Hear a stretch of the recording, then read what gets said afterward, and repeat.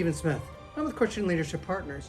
We provide leadership solutions for profit and nonprofit organizations for coaching, teaching, and mentoring. If you take a look at our website, I believe that we have a solution that could help you become a better organization through leadership training, through development of junior leaders, even through an assessment of where you're at and where you want to go. What we want to do is we want to provide you with a free 30-day coaching session that can actually take a look at the leadership of the kings of Israel. Why would we do that? Well, the first reason is because we can take a look at their leadership styles and see good leaders, and we can also see bad leaders. And if we take a look at how these people led, then we can actually adjust our leadership style based off of the things that we know are good and the things that we know actually don't work. The second thing that we want to do is we want to take a look at the record of what they accomplished. What we can do is through the historical record, we can see the things that they planned, the things that they prepared, the things out and how they executed them, and how they actually worked out in the end. If we can take a look at that, then we know that our plans can actually succeed if we follow some of the positive things that they did. If we identify the negative things that they've done, we can also affect our leadership skills that way as well, and we can refine them so that we can become better leaders, can't we? The third thing that we want to do is we want to take a look at what servant leadership is all about. Now, servant leadership gives us the opportunity to be able to lead like Jesus Christ, and we'll take a look at that at the end of these studies. But what we want to do today is we want to identify the different leadership skills and the attributes of Jehoiada. Now, Jehoiada was not a king, he was a priest. We know that one of the kings of Judah was recently killed by Jehu. We saw that yesterday.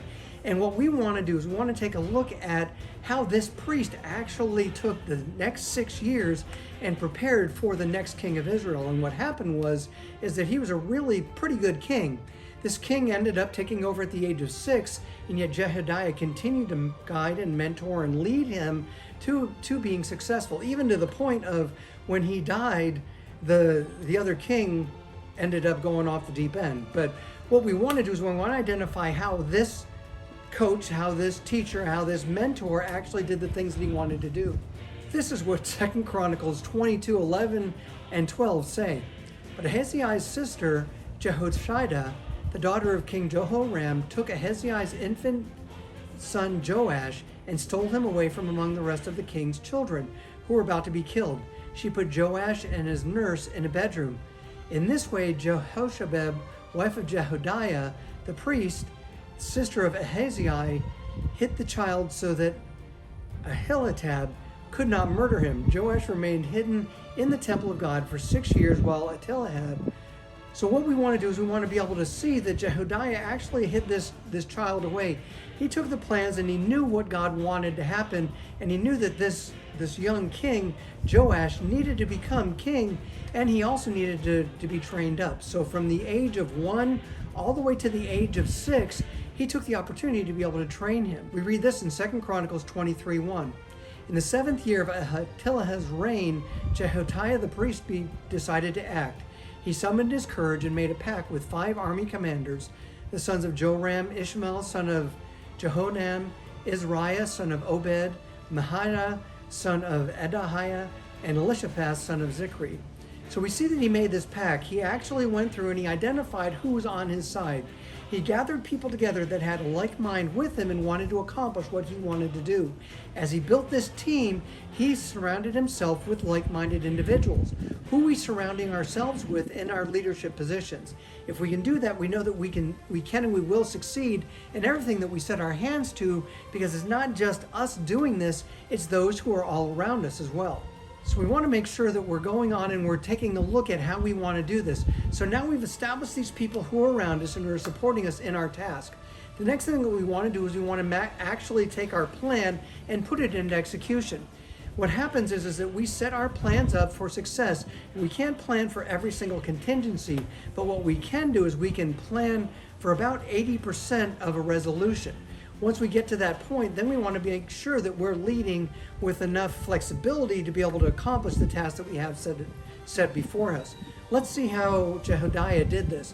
This is 2 Chronicles 23:10 and 11. It says, he stationed all the people around the king with their weapons ready. They formed a line from the south side of the temple around to the north side and all around the altar. Then Jehoiada and his sons brought out Joash, the king's son, placed a crown on his head, and presented him with a copy of God's law. They anointed him and proclaimed him king, and everyone shouted, "Long live the king." So he executed his plan perfectly, and he went through and he did several things that we have to make sure that we understand as leaders. First of all, we want to make sure that we have the plan that's actually going to succeed, and we want to make sure that that plan is going to be carried out in the future. So what we'll do is we'll anoint, or we'll identify future leaders in this aspect. We'll give them the leadership tasks and the mission that they have to accomplish, and make sure that they're set forward on the right path. The third thing that he did was he actually coached and mentored Joash as a young man all the way up into the point of when he died. And because he did that, Joash was actually considered a really good king until the day that Jehoiada died. So we want to take a look at how we can do those things and how we can be that successful. 2 Chronicles 23:16 and 17 says this: Then Jehoiada made a covenant between himself, the king, and the people, that they would be the Lord's people. And all the people went over to the temple of Baal and tore it down. They demolished the altars and smashed the idols.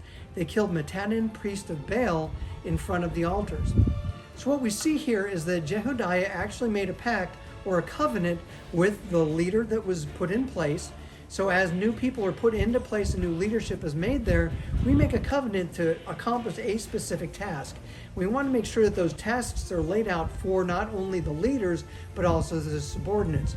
And he did that with the people of Judah, where he got them to buy into this as well, and they all supported this to the point of going out and destroying the remaining temples of Baal and killing the priests of Baal and completing the task that was at hand.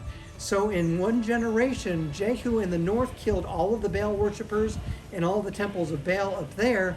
And then down in the south, Jehoiada did the exact same thing. So now Baal is completely removed from the nation of not only Israel, but also of Judah as well.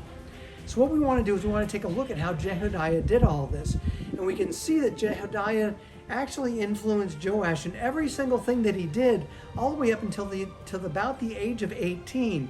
At that point, when Jehoiada died, we see that Joash actually began to start failing. So we know that the failure of Jehoiada was that the things that he installed in Joash didn't last.